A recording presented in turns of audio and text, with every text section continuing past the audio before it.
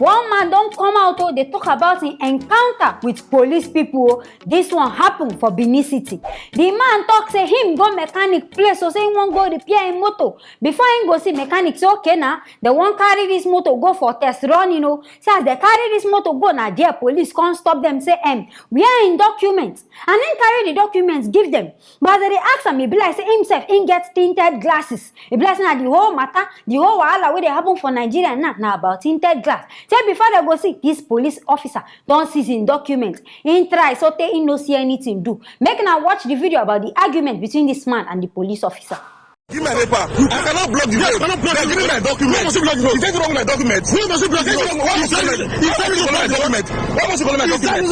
Why must you collect my documents? What's wrong with my documents? Why must you block the road? What's wrong with my documents? Why must you collect my documents? Is that you block the road? Yes. Give me my documents. Give me my block the road. Give me my paper. Must I give you money? Must I give you money? Must I give you money? Hey, is anybody asking you travel license? Thank you. I'm daft. I know. Give me my paper. There is nobody that doesn't want to have it. I beg Gambo. Everything now. I give him my ID card. I would have begged. I said I'm mechanic. I would have begged. I would have begged. My own brother. Even my own brother is a DSP. My own brother is a DSP.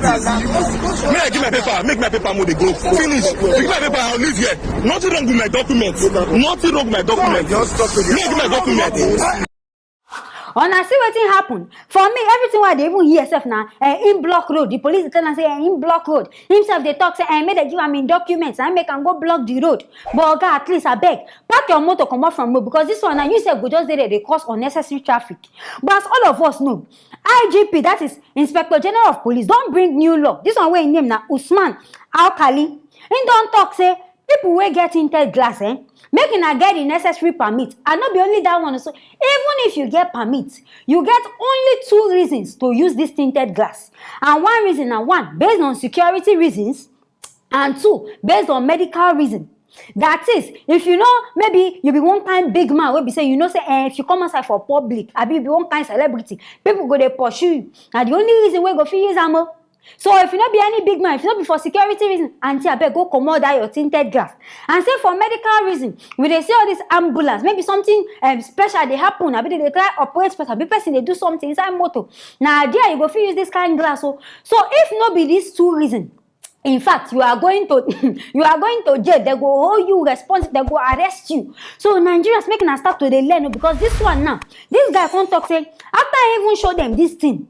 He show them this document. So me, I feel say maybe because if say he know they sick, I be no be for security reasons. Now I make the consistent document. But him they talk say the police ask him for money. He can't talk say he no get money. Now there wahala. Now there water compass gario. Now there argument starts. Say he never want make everything scatter, make everything bust like this. But as the matter be, as the police they disturb and say making give him money, and he self talk say he no get money. Why be say Nigerian police and bribery? It na be 5 and 6. And not be any better money that they collect. Just squeeze like one kind 15 naira, put for their hand. Everything don't even, it don't close, it don't end. But the man saying no home money, at least now go leave him say he even hold this permit. But because of say they don't this IGP don't talk this one now. This one now the new law. For people who get motor, and then they tell you now, making her open her ear, hear them. You will get tinted glass. Either something they do, if you not say nothing they do you, keep that your motor for house. And people will get food to again, will not get any motor. Making her forget and making her just mind in her business. Because if you now go choke mouth for waiting no concern, police have go carry on because this one now, now the means to extort people. I think say they just even shout about this whole end police brutality. Now they don't carry new one come. They don't define means on how they go take 15 people. If like say bribery, it inside police people gym. They don't mix them with their blood as they burn them. Before God even talk say they go be police or be through the training. They don't mix that and bribery and corruption inside their body because no matter what you do, then this police, now their lifestyle be that. And I don't they talk. If you see anybody wear hold gun, any army official, be any police official, where hold on. No, they follow and argue.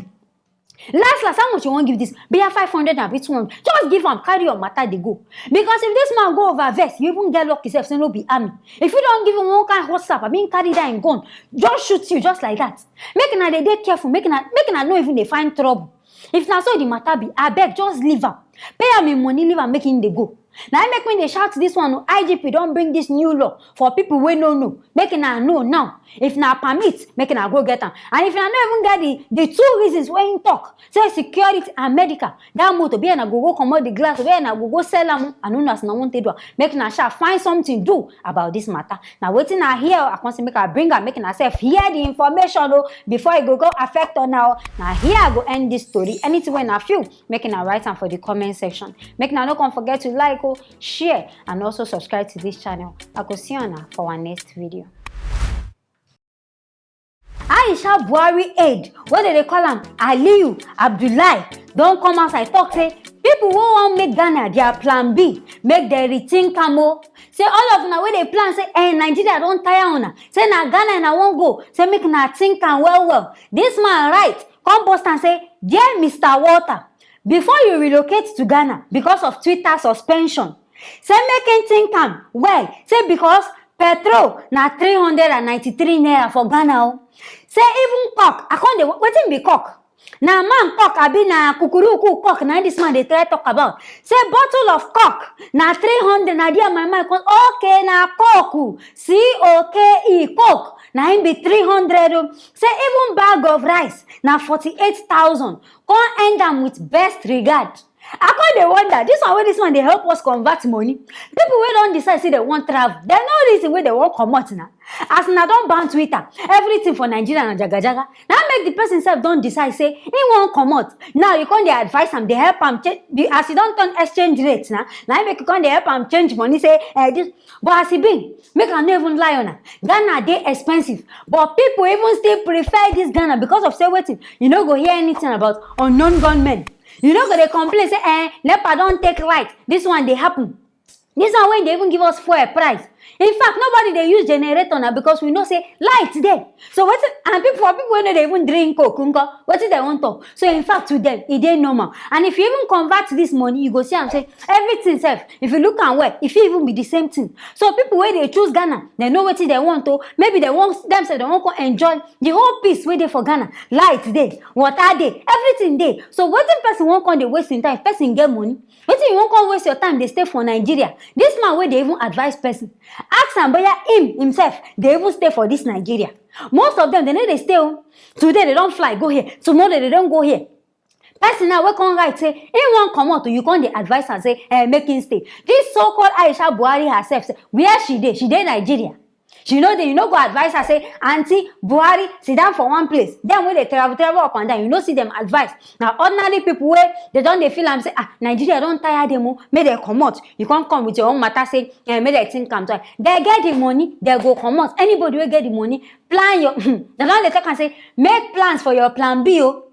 Because sooner or later, you have to go gas. Wey be say by that time, self, you no go even get anywhere to go. The way when Nigeria be now, anything fit just go happen at any time. Wahala fit just go happen. But if you don't make preparations down, say, okay, as it be like this kind of unknown gunmen, kidnapping and everything, before it go reach you, make you find your way. Find where go you stay come out. I don't talk about making a find a way. Me go, I don't they prepare. I don't already even go by. Ghana must go. Where go you stay go to Ghana. So making they make plans. As it be, everybody they fear for Nigeria. The only reason why people they even talk this now because wahala don't too much for Nigeria. Today go yes say this one die. Tomorrow they don't kidnap this one. People don't they fear now. At least you dey Ghana, you know say nobody they can't kidnap you. Nobody they can't carry you. So it is preferable for people now make they don't decide say na Ghana na be their plan B. As it be, now so I bring this matter come for now. Anything when I feel, making a write am for the comment section. And making a don't forget to like, share, and subscribe to this channel. I go see you now for our next video.